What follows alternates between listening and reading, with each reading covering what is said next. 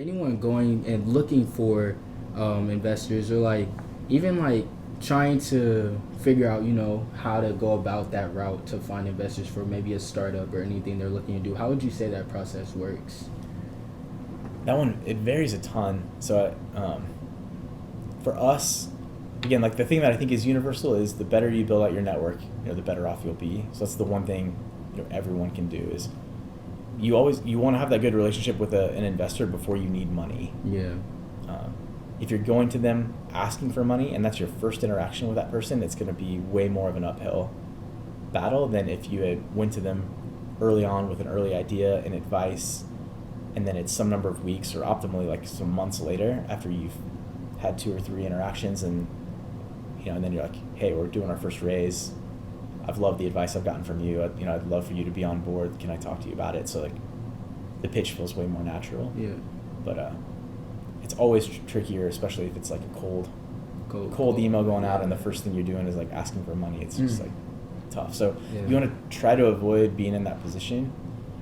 For us, we went out and won a bunch of business plan competitions early on. So nice. I think also the scrappier and hungrier you can look, the better by far. I mean, for me, that's going to be way at the top of my list. I'm not an investor yet, but at some point I would love to be, investing. And one of the first things I would look at is just like, how scrappy is this team at just making things happen? Are they coming up with an idea and then saying, now I need investment to do anything, which is total BS? Or are they like scrappy and making it happen and they're just like ready, they want to bring on money to accelerate? That's way more exciting. That's true. But I've seen a lot of people that put a business plan down and they're like, I'm ready to raise $1 million. It's like, well, what have you done? It's like, I wrote a business plan. So, what actions? You gotta push a little harder than that. It doesn't give me a lot of faith that if you were to deploy the money, they're gonna go out and use it really efficiently and like make it really last. So that'd be 2 things I think everyone could do is get scrappy and show just how much you can do before you even need to raise. Like, in the business plan competitions we won like $70,000 in cash from just going out and winning business plan competitions. That allowed us to land Nebraska as a customer. We had some interns on board. We got a super jank office space, but it was with a bunch of other startups. That was great. Nice. So all that was happening before we went and pitched an investor on investing. Wow. So we were already like set apart from a lot of other companies. Yeah. That's amazing. Like what you all going on, like being able to come in and be like, here's what we've created, here's how we do, here's the podcast we're producing, here's this website we've got up and running. Like all of that is just establishing like, I know how to run the business, I know how to be scrappy, I'm already learning.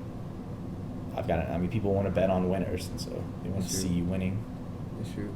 I appreciate that. And going back to like 2001 you came to college, right? 2001 was a time where like cameras on phones was just insane. Like nobody could even think about that. And for you to think about this idea where you're gonna help bring high school teams and professional teams together just through camera and video quality, like having that, it's almost like you can see into the future a little bit. Like that's how that looks to me. So for you guys, did you guys think that social media was gonna blow up to the point that it's at today, or really were you guys rolling with the punches like what you said earlier? A lot of rolling with the punches. Social media like just didn't even wasn't even a thing. Really exist. I think MySpace maybe was like existed. Friendster, MySpace, these things that were like Friendster, yeah. Friendster. Have you ever heard of that? No. See? That was like the precursor to Facebook. So these were like, when we were starting Hudl, smartphones hadn't come out. Anything that was social media was all, web only.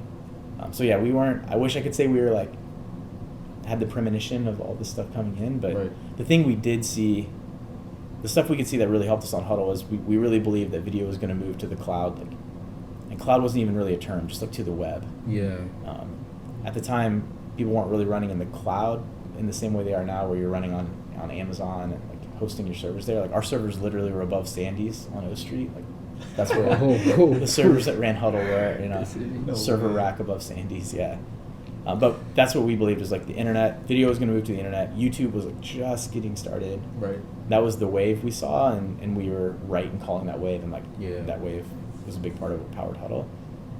But then mobile coming out and like video cameras that were super powerful mobile devices, that was like a just fortuitous next step in technology. Mm-hmm. One thing we talked about that's been a strength of Hudl's is we try to be, there's some areas where we're bleeding edge and we're kind of charting the course, but in a lot of cases we're just really fast adopters of technology and bring it into sport. So we might make the amazing video technology from scratch, but when we see it emerge, we'll figure out how to grab it and bring it into sport and grab it and get it to hundreds of thousands of teams. Right. And that can be a really powerful way to start a business. Like, you don't have to be the ones coming up with all the groundbreaking ideas, but you can be really fast at grabbing them and applying them to your space. That reminded me of another saying. I have a lot of things that remind me of. It's like called "Don't reinvent the wheel." Yeah. Like, also, like, if it's broke, don't fix it. Yeah. That's exactly what that reminded me Totally. of. Also, like, going back to like how you guys, like, the cloud wasn't a thing. It was more like the web. Now, like, what does the process look like? You guys are very highly adaptive. But like for the social media marketing, or like how you guys do make those changes when it comes to like anything that might be coming out new, whether that's TikTok or like Instagram, because I know these are newer compared to when you guys first started. So like, how does that look when it comes to your team and your processes? Yeah, we try to understand it as fast as we can. Like, staying in close touch with athletes is really important for us to understand the impact of something like Snap or TikTok emerging. We have a media team at Hudl that also is really fantastic at understanding like the nuances of the different social platforms and what we need to do on them. Kelly Mosier, who actually used to work for Husker Vision and ran media, big chunk of the media team here for the Huskers. Okay. Came over and now runs the media team at Hudl and does an awesome job with it. And so he was running like social here for athletics, Husker Vision, and the video production team here. So having people in-house like that really have a good understanding, and then we're watching a lot of the trends too. Yeah. So as we're posting content into these channels, like really trying to understand what's working, what's not, what's resonating, like using the numbers to guide us. Yeah. But for our core business, like that we make most of our revenue off of today, it's really more about teams buying the Hudl platform to use for their team.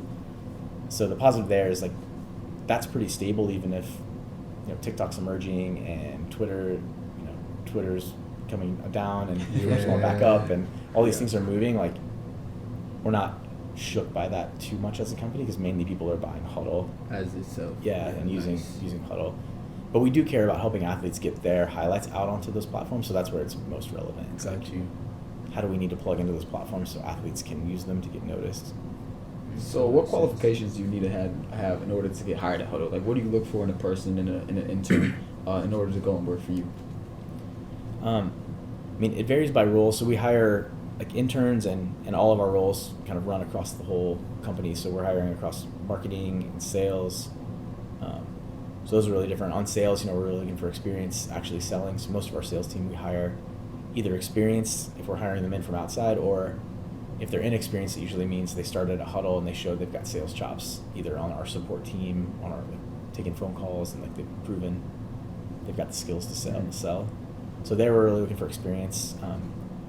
On the product team, we place a really high value on like the projects people have done on their own, things outside of school, being scrappy.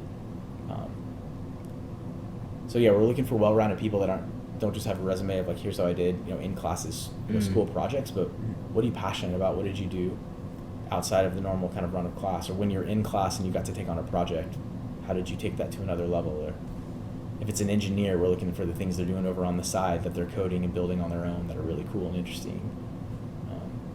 So it's part of what we're looking for is that passion that goes outside of just your normal classwork or professional life if you're in the workforce. And then our values are really important to us. So we've got 5 core values as a company, and that's something that we look for in people. So those are play to win. That one's really about like, if you're going to do something, you should want to be the best at it. So we're looking for people that like to swing big in their hobbies and in their professional life and in school. Take risks, think long term. We're respectfully blunt, so people who can give direct feedback do it respectfully, but be able to give feedback and can receive it. Right. So athletes is always a plus for us because we know if you're an athlete, especially an athlete at a high level, you have to be able to process direct feedback. Yeah. And if you're an athlete and you're a captain or a leader within athletics, as you know better than me, like you got to be able to give direct feedback. So we're looking for people that have those kinds of backgrounds. We listen is one of our core values. Talked about that a little bit earlier. Like people who are humble or curious, really good listeners. listen to really hear, not to like formulate their next question. Next thought. Right? Yeah. Mm.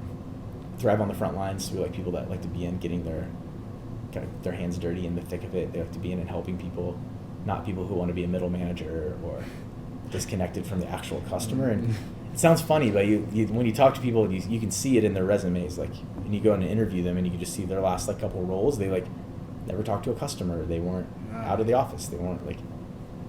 So you can see usually pretty fast the people who like to thrive on the front lines and be in the thick of it, and the people who kind of like to work their way into a position where they can be at a distance. And then the last one is win together. So we look for people that like to win as a team, support each other. We talk about being people first, coworkers second. So like that. Got to appreciate balance and really respecting and caring for the people around them. So that's the kind of company we want to build. Yeah. So those values are things we interview for and look for internships and full time. That's honestly amazing. I know a lot of companies nowadays, a lot of jobs are losing their workers because they don't treat them like people. They just treat them like an object, and that's pretty sad. So when it comes to you guys' your 5 reasons, I feel like that's pretty top tier. And adaptability as well. So you guys are always adapting and rolling with the punches. Yeah. A question that I wanted to ask that we're actually talking in my diversity and inclusion class here. I looked at your guys' website prior to this, and I saw you guys do have a section on diversity and inclusion. Can you talk about how you guys like implement that into the workplace when it comes to hiring new workers, when it comes to promoting your products, like the type of people you use, just any and all just about diversity and inclusion within Hudl? If you can talk about that. So it's a big focus of ours for a lot of reasons. I mean, one is like our customer base that we serve is super diverse, and I love that about athletics and sports. That's the great part. Like, if you look out on most sports teams and just most sports in general, not all, but a lot of them, like it's just naturally a diverse base that we're serving. So we're leaning into that in a lot of ways. We've been talking about inclusive Hudl a lot, which I really like. About diversity is important, but it's kind of like you got to start with inclusion, because whatever you try to do to increase diversity is not going to work if you're not an inclusive environment where people land there and feel like they really belong. Yeah. So we've been putting a really big emphasis on making sure that is the way Hudl feels for anyone who's joining, regardless of what group they identify with or where they're coming from. And we have ERGs, so employee resource groups. That's been really big. So we have Black Hudl, Pride at Hudl, Women at Hudl. We have a ERG around mental health for those that want to have extra support there, and make sure we have a group that's helping make sure Hudl's a great place to work, even if you're working through mental challenges or your mind just works in a different way than other people's. Right. So a number of different ERGs that have really been great resources, and they're great sounding boards for us as leaders at Hudl, because we can go to those groups and the leaders in those groups and talk about like, how are we doing? Like, or when we mess up, like, how can we get better? Like, clearly we missed the mark here. So that's been really good. Diverse hiring, especially at the top of our hiring funnels, has been a big emphasis for us too. So making sure every role that we're going after, we're putting a real emphasis on making sure that the top of that funnel, the candidates we're bringing in are diverse. We're going to pick the best person, for the job, always, but we can do a better and better job of making sure we're going out and sourcing a diverse group of people when we're looking at that role. So making sure we're posting on job boards that reach different groups, underrepresented groups at Hudl that we won't naturally reach if we're just looking for referrals from our own team, that kind of stuff. So I could go on for a while, but those are some things. Like the way we hire, most important is making sure we have a really inclusive environment at Hudl. Making sure we're giving voices to groups that are underrepresented groups at Hudl that may not have as much of a natural voice at every single table, elevating that. So we're on a lot of talk about the employees, and you guys is like, when it comes to you guys figuring out what's best for your workers, what moves to make for you guys as a company as a whole.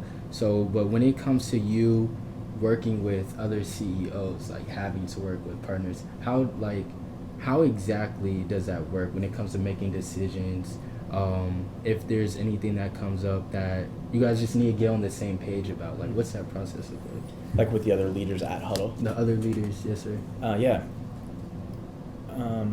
trying to think of some of the big concepts. Like I really like this concept. It comes from Amazon, but we talk about it at Hudl quite a bit too. Disagree and commit. It's one of their leadership principles at Amazon. Disagree and commit. Disagree and commit. So it's like, if you're really in any team, but especially in leadership teams, like somebody's accountable for making that call. So I think like Brian Kaiser, our CTO, my co-founder, like he's accountable for making the calls on our engineering, kind of our architecture of our systems, the technical direction we go, the engineering team we're building, that whole area. And at times we'll have something we might disagree on, but that's his call. And so I'll share my thoughts. Like, I actually think this might be the better route. He'll say, nope, like I think this is the better route and here's why. And I'll disagree and commit, like, this is your call, man. Like, I got your back. And then once that call is made, you got to back it up. Like, that's the key is, as a leadership team, you can't have fractures show through to the rest of the team. Yeah. So whoever's accountable for that call, you push back, you can challenge them. When they make that call, you disagree with it, that's okay, but you commit, you come out of that room committed to it. And then we try to make sure we have a good check-in. So most calls, this is another Jeff Bezos comment. Jeff Bezos is a pretty brilliant dude, so there's a lot of stuff we borrow from him on leadership. But